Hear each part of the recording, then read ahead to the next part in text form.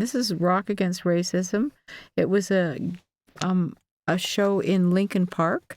It was outdoors. It was the first bands that had been allowed to play in Lincoln Park since the riots that had happened around the Democratic Convention.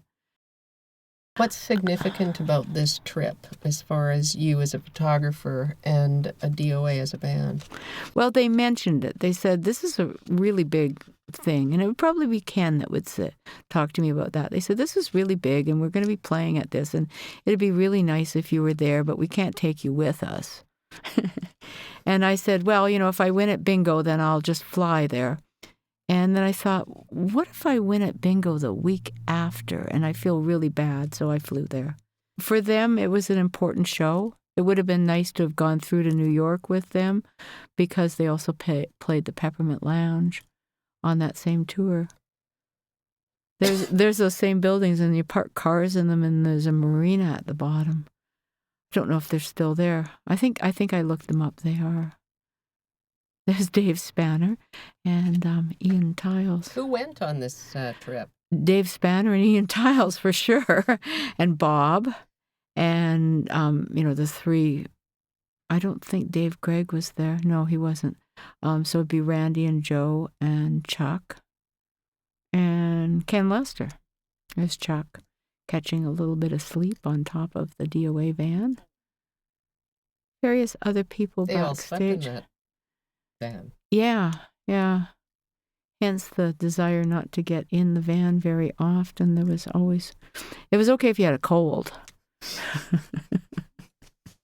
This is Randy tuning up inside said van. Now, they had a few vans. They had, this one just opened straight up to the back. The ones that they had later than that, they built a double compartment. So if you were to break into the front seating area, you would never get into the equipment without sawing your way in. And then they had like a sleeping area at the very, very top, about 6 inches away from the roof. Joe always looks really well composed. Yes. Yes. He really, could be a politician. He could be a business leader. He's ran for politics. and he could run again. Yeah. It's amazing looking at these old photos. I mean, he always appears as though his wheels are turning. You and I might vote for Randy, but a lot of other people wouldn't as a politician. Well, that could be frightening. Yeah, that could be. But now, this is somebody else's van. They never had anything luxury like that, no. And Bob wore a toque that, there's me again. Bob wore a toque that had a toothbrush sticking out of, he sort of stuck it through the toque. Now, how many people are sleeping in this thing? Oh, probably no one right then. But I mean, that was their hotel. All of them. Hence, I fly wherever I go to see them. So 5 of them? Well, 3 in the band. Bob? 6, 7. I did hear about fights to get into the passenger seat, You didn't have to drive, but you got the best seat in the whole place. I tried to give it up as often as I could if I was in there with them because they would feel guilted to give it to me. There I am. Randy's jacket needs repair in that picture. I didn't Photoshop the repair, though. There's my punk stamp. I got it on something.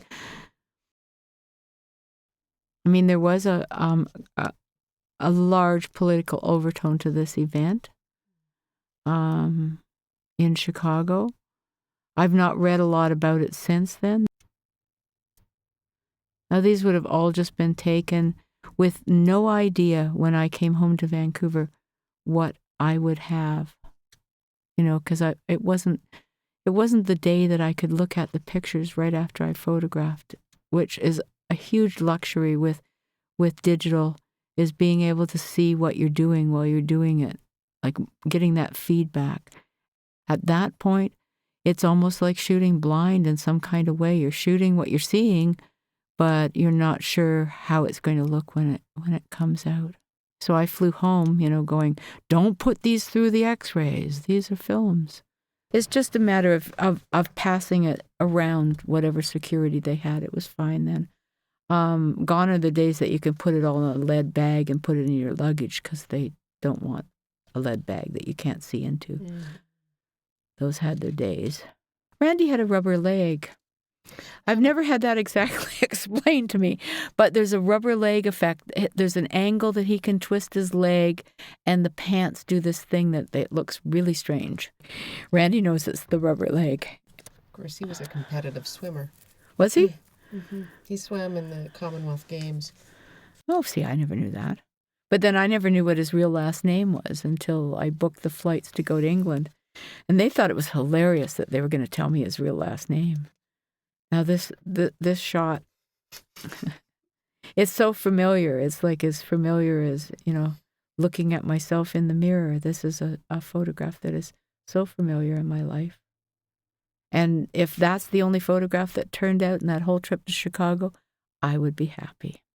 Randy used to like doing this thing. I don't think I've given you any of these pictures that he does it, but he puts his head down and his legs apart like that picture, and puts his head way down, and then he brings it up really slowly with his eyes absolutely crossed.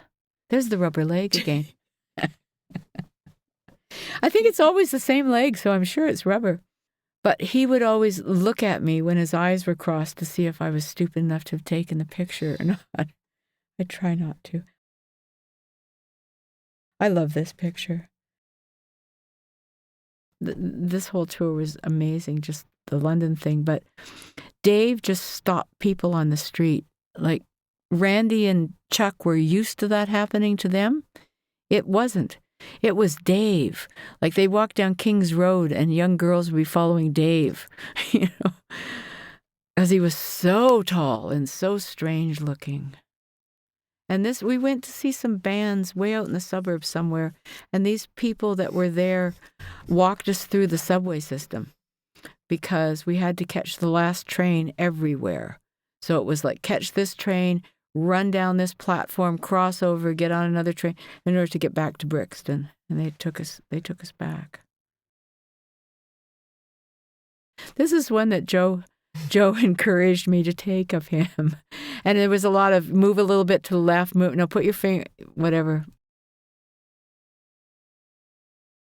There was something that was going on with the seat to the right of me, and I can't remember, Randy might remember, but it was called the death seat, and no one sat to the seat to the right of me. And I can't remember where it started, but that's what Randy's reacting to, is that I'm one seat away from him, because that's the death seat. I believe this is on this trip is when the band wrote the song about you. Yeah, they did. They haven't sang it in a long time, thank God. It's embarrassing. I mean, there's one whole part like, whoa, they wrote a song about me, and then there's another whole part that, it's embarrassing because it's about my foibles. This picture, sometimes you just run into pictures that are so surreal. That one of Dave with his hand over, and it just looks like something that the surrealists might have come out with a long time before that, and Pepe on the wall. Dave stayed and went across Europe with Ken, and the rest of us all flew back on the same flight. Ken wouldn't let DOA fly on Ward Air because there was free alcohol on Ward Air, and we had to clear customs on the British side, so he said no. This is in front of Boy, which was originally the Sex Pistols shop, Malcolm McLaren and whatever her name is. Vivian Westwood. Were they cooperative? Oh, yeah. But it's like gathering up baby chickens. They're not saying no. They're just wandering off all the time, and you have to keep gathering them back up again. Now, that's another one of the series of the telephone booth outside. Dave's doing something rude in that picture. It's amazing how many of them smoked. I think all of them smoked. I think maybe I even smoked. I'm not sure. It was hard to get them out in the daytime. They said, well, it's good enough. You're at all these clubs getting photographs and everything. And I said, clubs. They all look the same. I'm going to get back from London and I'll have a bunch of pictures that no one will believe they were taken in London. We have to go out. So we went out. I wish I had gotten everyone to stand in that niche, but I don't think they would have. I think Dave was the only one that would have done it. It was a religious niche. Did you get these guys to do this for you? Yeah, I did. I had to pay for the food for the pigeons, though.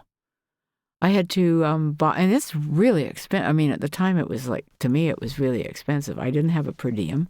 I tried to keep myself on the same per diem as they had. Which was what, $2 a day? $6, I think. Oh. $6 a day. And I didn't have much money anyway, so, it wasn't that I was had actually a credit card. I didn't have any of that. I just tried to not spend more. But it was my idea to have them come in and run through the pigeons. And it's too bad that you can't see Chuck in there because that's a wonderful picture too. And then, of course, we're at the Quaker House, which was one of the streets that we walked down. This is at the 100 Club. I don't know where Randy is in that. Oh, yeah, he's upside down. That's why I didn't recognize him. It occurred to me when we went in the 100 Club for sound check, because they were playing there, that 001 Losers Club was actually the 100 Club upside down. So I explained that to them, how I wanted to have them all standing on their heads. And Joe doesn't stand on his head, he said. And I think Chuck would have if Joe had have, but he wasn't going to. So we had Randy and Dave upside down. So I never could turn the picture. I wanted to turn it upside down. How was the reception to punk in England? I mean, punk had already ended there, and here came this new band from Canada. The places were packed. Were they? Yeah, they were packed. I don't know how much the people really knew about which band. I don't know whether they were there because they knew the band or they were there because it was like the Cobalt that you went there every Friday and Saturday night. I don't know that. And that's at the Lyceum. And I always had the battle with them over the guest list because I wanted to add some people to the guest list.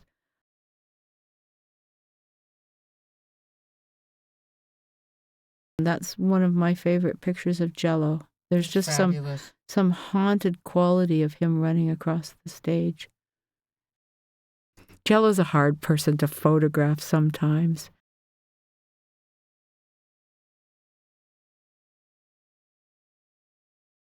This is the Greyhound, which was one of the clubs in London. That one shows up if you Google DOA, this one will show up with something to do with CBC. They used it at some point. I own these photographs, and yet when I give them for promotional purposes, they are the bands to use for those promotional purposes. So getting paid is always a dicey